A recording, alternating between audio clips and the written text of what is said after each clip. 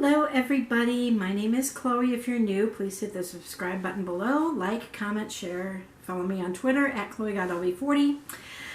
We are continuing with our presidential highlights videos. So we are on president number 30, who was Calvin Coolidge. Now, if you have been following me all along, you will remember that our previous president, who was Harding, ended up dying on August 2nd, 1923, I think it is. Yeah, 1923. So Calvin Coolidge was his vice president, so Calvin Coolidge took over. So from 1923 to 1925, Calvin Coolidge did not have a vice president. Here is a picture of Calvin Coolidge, so you can see what he looked like. So quite a few things happened during his time, not as much as Franklin Roosevelt, which unfortunately is the next president, so that'll be a multi-part video, I can guarantee you that. 12 years in office. So for the first part of this, Calvin Coolidge did not have a vice president. So we're just going to get into this. August 3rd, 1923, Calvin Coolidge is sworn in at 2:30 in the morning in Plymouth, Vermont, and he was sworn in by his father. September 15th, martial law and the KKK. Governor J.C. Walton puts Oklahoma on martial law due to terrorism in the South and the Midwest by the KKK. Not that I support them, I don't agree with them at all. December 6th, Coolidge's first State of the Union. He expresses support for the Prohibition and U.S. involvement in the World Court. He states opposition to the government interference with business and calls for lowering taxes. It was the first broadcast of an official presidential address. So now we're getting into technology now. March 18th, 1924, the Soldiers' Bonus Bill passes. It provides 20-year annuities for veterans, costing in total of $2 billion. It passes the House. 1 month later, it passes the Senate. Coolidge vetoes it, but Congress overrides the veto. May 3rd, Pact of Anapola, signed by the representatives from Nicaragua, Guatemala, and El Salvador. It agrees to cut off aid to insurgent forces in Honduras, threatening to overthrow President Rafael Gutierrez. Please don't punish me for mispronouncing foreign names because I don't speak their language. It failed, and Tiburcio Calles becomes the dictator in 1933. So that'll likely come up in the next presidential highlights video. May 26th, new immigration law. Congress passes it, making more restrictions. Japanese are barred completely. I don't know if I meant to put barred or banned. Completely. Mexicans and Canadians remain exempt. July 1st, parties nominate their candidates. Republicans nominate Coolidge and Charles G. Dawes as president and vice president. Democrats nominate John W. Davis and Charles W. Brianne. And the Progressives nominate Robert La Follette and Burton K. Wheeler. August 30th, Dawes' plan signed. It was signed by U.S., France, Great Britain, Italy, and Belgium. It solves the German reparations, having them pay what they could rather than being forced to pay, ending the occupation of the, I think it's pronounced Ruhr, R-U-H-R, by the French and Belgian troops. Excuse me. Overseen by the Secretary of State Charles Evans Hughes, Dawes receives the Nobel Prize the following year. September 18th, Marines withdraw from the Dominican Republic. They were first sent to Santo Domingo in 1919, which I have talked about, and the last Marines leave on September 18th. During the period, the U.S. helped with free elections and eventually independence. November 4th, Coolidge is elected. 382 electoral votes to 136 for the Democrats and 13 for the Progressive. Those are all electoral votes, by the way. The vice president now becomes Charles Dawes. March 4th, 1925, Coolidge is inaugurated. The following day, Frank B. Kellogg was named the Secretary of State. I did look this up. There is no relation to Will Kellogg, who established the Kellogg Cereal Company. He replaced Charles Evans Hughes. So Kellogg was actually a senator from Minnesota and was a lawyer in training. March 23rd, the Isles of Pines Treaty was ratified. It was pending since 1904. It recognizes Cuban possession of the Isle of Pines. The same day, the Scopes trial. John T. Scopes was arrested for teaching Darwin's theory of evolution. He taught in Dayton, Tennessee, and the trial took place in July.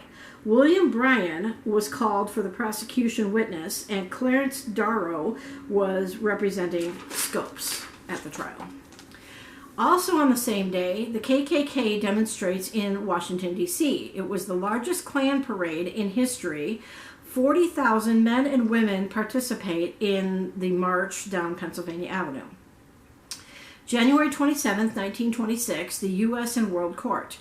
The Senate tries and fails to allow U.S. to join the World Court with 5 separate conditions. The U.S. never makes it into either the World Court nor the League of Nations. February 26, the Revenue Act becomes law. Harding's normalcy morphs into cool with Coolidge. The goal was to cut the size of the federal government, reduce income taxes, and other duties. April 29th, canceling the French debt. France and U.S. signed an agreement to cancel 60% of the debt from the Great War from France. May 9th, first successful flight over the North Pole. And no, it wasn't Santa Claus. Made by Rear Admiral Richard E. Byrd and Floyd Bennett. Remember Byrd's name. So May 10th, Marines land in Nicaragua to quiet a revolt, and they will remain there until 1933. May 20th, Air Commerce Act passed, gives regulatory power over the sectors of aviation industry, and it also grants licensing to pilots and aircraft. July 2nd, Army Air Corps distinguished the Flying Red Cross. The Army Air Corps Distinguished Flying Red Cross was established. I knew I was going to screw that up when I wrote that out. October 10th, the Naval Depot explodes at Lake Denmark, New Jersey. The ammunition depot explodes after being struck by lightning. 31 were killed, $93 million in damages. It was the worst disaster in military history. October 25th, court gives the president the right to remove. The Supreme Court ruling, president can remove members of cabinet at his discretion, and it nullifies the 1868 Tenure of Office Act. So if you want to find out about that, go back to, I don't know what president it was, I didn't write it down, but just go back to, you can always find out who was president in 1868 and read about that. February 18th, 1927, the U.S. and Canadian relations, diplomatic relations with Britain. February 23rd, Federal Radio Commission created. It regulates the burgeoning field of the national and international communication. I don't think it was the FCC, though. March 7th, voting restrictions were deemed unconstitutional. The Texas law prohibiting black people from voting in Democratic primaries. And the Supreme Court said it was unconstitutional. May 21st, Lindbergh completes his flight. It was the first transatlantic flight from New York to Paris in his Spirit of St. Louis in less than 34 hours. Now, I don't know if it's the actual plane, but there is at least a mock-up of the Spirit of St. Louis in the Air and Space Museum located in San Diego, California at Balboa Park. I've seen it. Amelia Earhart becomes the first woman to make the same journey 1 year later. No, that's not the one that she ended up being lost on. August 2nd, Coolidge chooses not to run. He feels it may appear as a third term. August 23rd, Sacco and Vanzetti were executed. Now, I have talked about this in a previous episode of, or previous video. They were allegedly, Nicola Sacco and Bartholomew Vanzetti are executed in Massachusetts. They allegedly murdered a factory guard in 1920, and that was April 15th. And actually, that was during the Warren Harding video, so that was the one previous to this. October 6th, the first talkie, it was before him, because he was 1921 to 1923, so it was the one before him. October 6th, the first talkie, The Jazz Singer movie, was starring Al Jolson, was released. And Singin' in the Rain, the movie Singin' in the Rain, references talkies for the first time. So go back and watch that movie. December 25th, conflict in Mexico's constitution. It reverses the 1917 constitution in Mexico. It grants unlimited concessions to foreigners for lands they deem positive acts. Soon after, it revokes the oil-rich territories. U.S. recognizes Alvaro Obregón as the new president of Mexico. January 16th, 1928, South America oppressed Roosevelt Corollary. It was the 6th International Conference of the American States in Havana, Cuba. By the end of the year, the State Department redefines the Monroe Doctrine. So you can go back and look at that too. June 29th, Democrats nominate Alfred Smith and Joseph T. Robinson as the vice president. July 25th, U.S. recognizes nationalist Chinese government. Now, I'm going to butcher this name, I'm sure of it. Chiang Kai-shek Kuomintang, or KMT. They sign a tariff treaty with the Chinese. The U.S. signs a tariff. August 25th, Byrd flies south. Richard E. Byrd, remember I told you to remember his name, starts his first leg to fly to the South Pole. He lands in November and studies the continent of Antarctica for 20 years. August 27th, the Kellogg-Brianne Pact. It was also known as the Pact of Paris. It was signed by the U.S. and 15 other nations. It was named for Frank Kellogg and French Foreign Minister Aristide Briand. It outlaws war as a means to settle disputes, substituting diplomacy and world opinion for armed conflict. Too bad that didn't stick. It'd be nice to live in a world without war, wouldn't it? It was signed by 62 nations in the end, and Kellogg wins the Nobel Peace Prize the following year. November 6th, Hoover is elected. I'm sorry, we do have one more president before Roosevelt. Excuse me. November 6th, Hoover was elected by a landslide of 444 electoral votes, and Smith only got 87 electoral votes.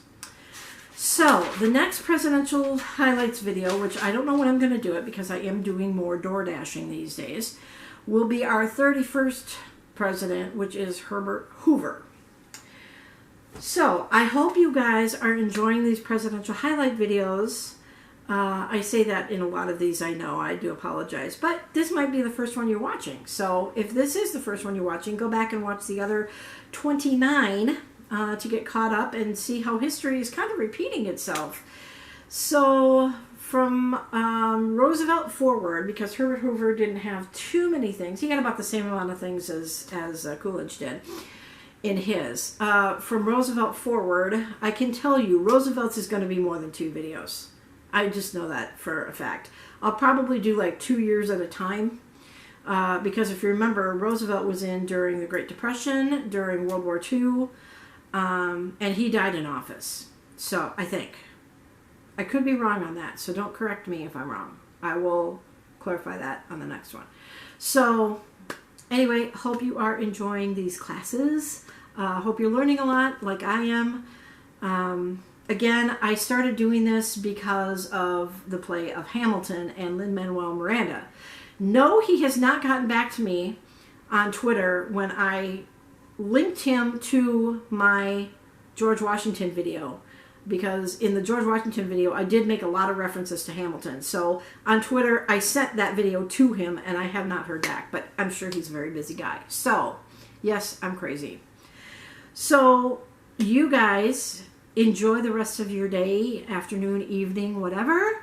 Come back and keep watching the videos. I will be doing another presidential highlights video, but it won't be about a certain president. I actually saw an article about all the different presidents' IQs. The only two they didn't have was Obama's and Trump's. I tried looking those up, and they don't have any information about how high or low the IQ is of Trump and Obama. So I'll do a separate video for that, and I should be able to sneak in who, like, there's 8 people that had a higher IQ than Einstein. So it will surprise you to know who had the highest IQ of presidents. So be on the lookout for that. And so we will see you guys on the next one. Class is dismissed. Have a sunny day.